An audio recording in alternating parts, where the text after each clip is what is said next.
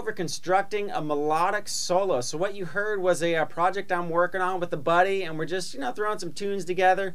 But the song kind of lent itself to more of a melodic solo rather than just, noodling like I tend to do. So what we're going to do is break down kind of the thinking process that went behind it.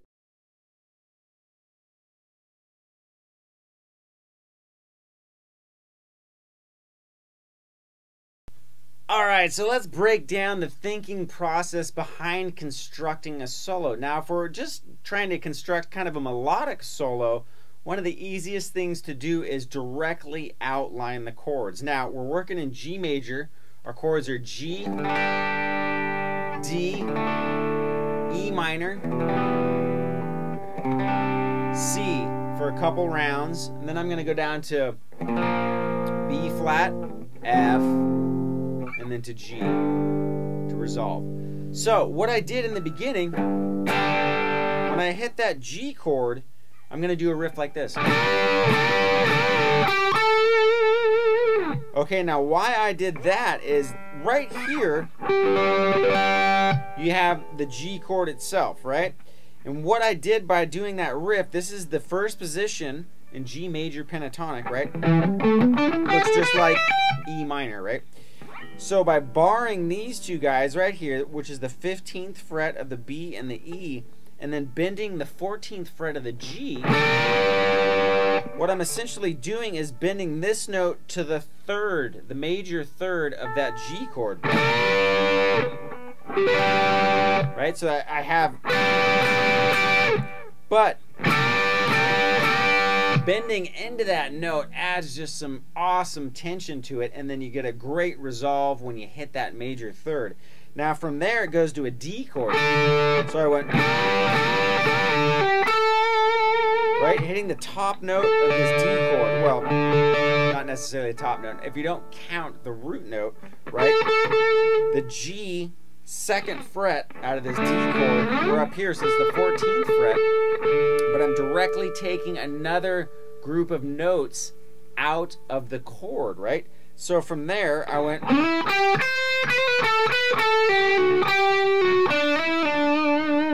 now right there is going over the E minor to C progression. So by sliding in right here, I'm already starting to outline my E minor chord. So I went, both of those notes are in E minor.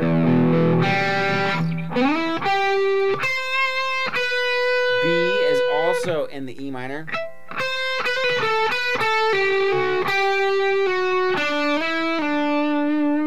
Right?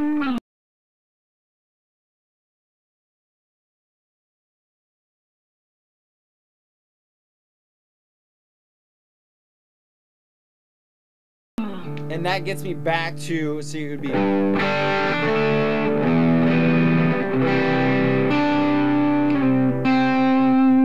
right?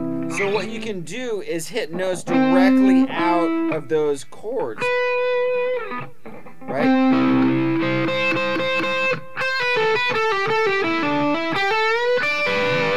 Now you can use all sorts of different, ideas right there on our G. We could do a riff like that, sliding in. Then when I go to D, you can do something like that. Right? You're using the G major scale as an outline, but as I went to this E minor chord, right, we could go,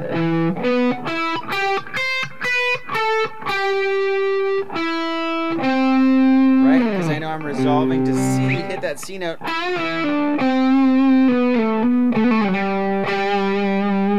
right, come back in here, hit that G note right there, start the whole process over. Now what I chose to do in that, after I did my,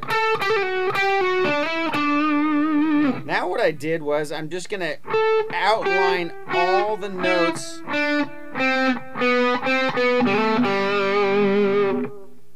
in all of the different chords. We have our D, right, E minor, D there again,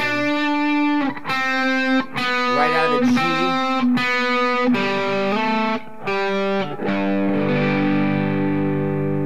So each time you're coming into that next turnaround or that next chord, you're hitting a note that is directly in that chord. It comes directly from that chord itself.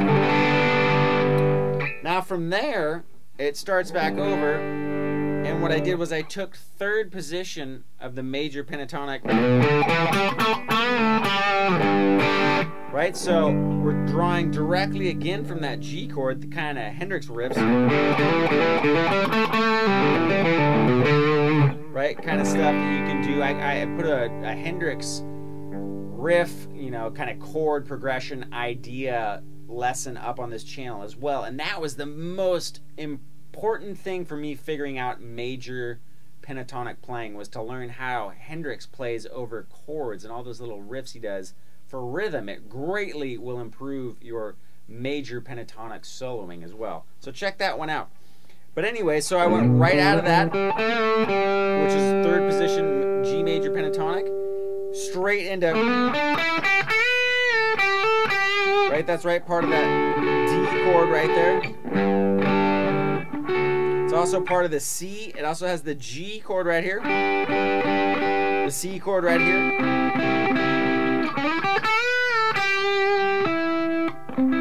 Right? And then I'm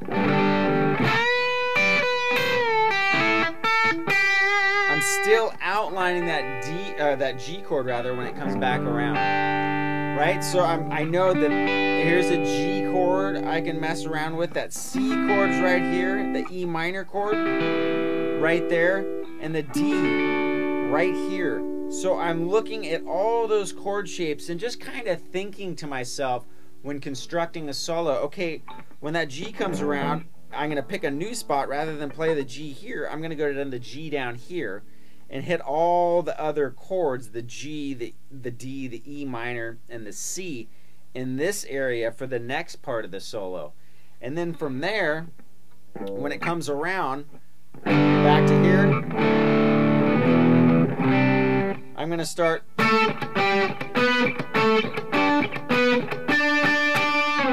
picking notes in a different fashion. I've been going down a lot. Now I'm going to come back up for kind of the crescendo of the solo, right, or whatever. And I'm just going to outline the chords again, the notes of the chords with octaves, right? So I have my G here, you know, all these notes right here. I got my D note right there. Stuff that comes directly from the chord progression once again. And now I'm going to switch it up a little bit. Right, when I do that is when I start doing more of the octave runs, and then when I come back to F to G, I'm going to go to G minor pentatonic, because we've kind of left, once we go here, it doesn't sound like, you know, happy-go-lucky G major anymore. So I'm going to go to G minor. You can do any kind of riff that you want. And then resolve, or here.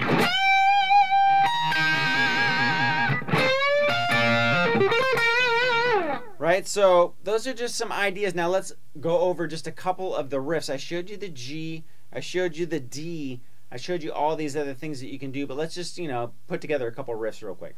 Okay, like I was saying, this bending into any major chord. This will work over any major chord in the progression. Now I went here to another major chord. I could have just gone down to D major and done that same thing, right?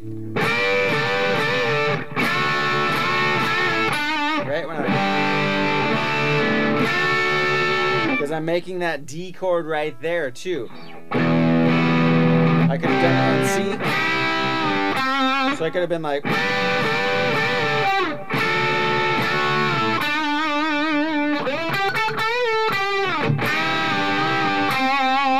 right, or something like that. You know, it just depends where you want to go or kind of how you feel, but you can do that over any major chord. So what you would do is just go down to basically the major pentatonic of the major chord that you're playing over. So if I'm in D, you know, when I hit that D chord, I know my D's right here, down 1, 2, 3.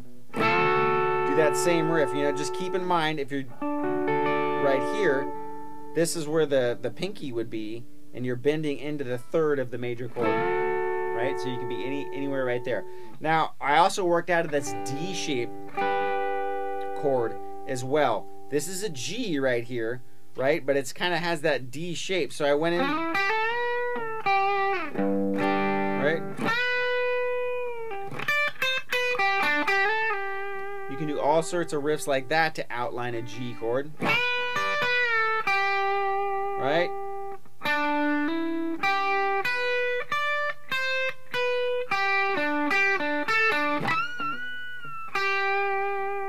So I'm just playing around with the notes. I went up a whole step,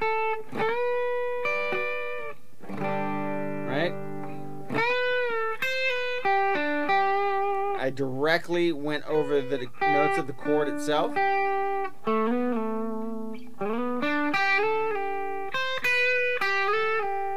Something as simple as that, right?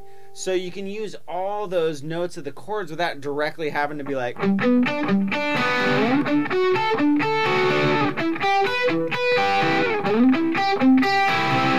which is a totally effective thing to do as well. You're just taking the exact notes, the third, the root, and the fifth of each chord and playing them as the chord progression goes by. So right there, you know, I could have been,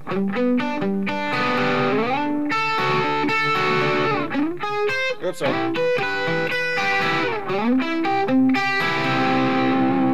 And I just played the notes of the chords themselves. So that's another thing that you can do. So, and then chain those things together, you know.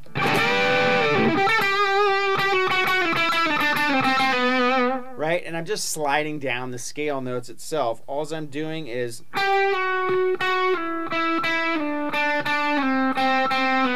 picking 2, sliding down 1. I just muted.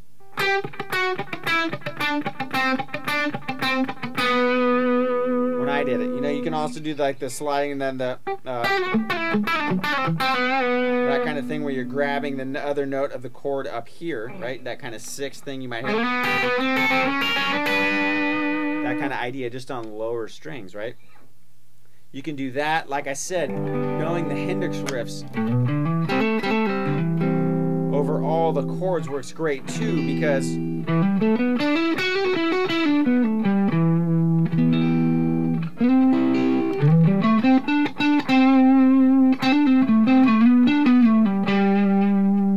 right? There's that G, D, right? That minor chord.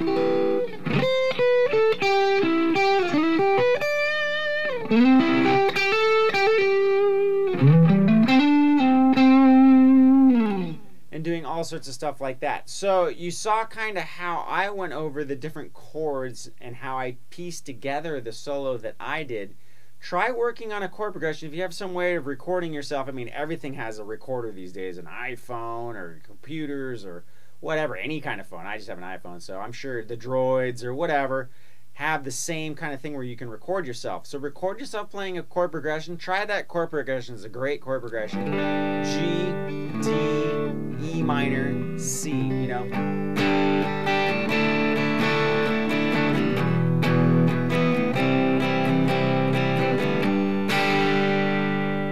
Don't noodle. Think of specific melodies. You know, even if you can't sing, chances are you can hum in your head.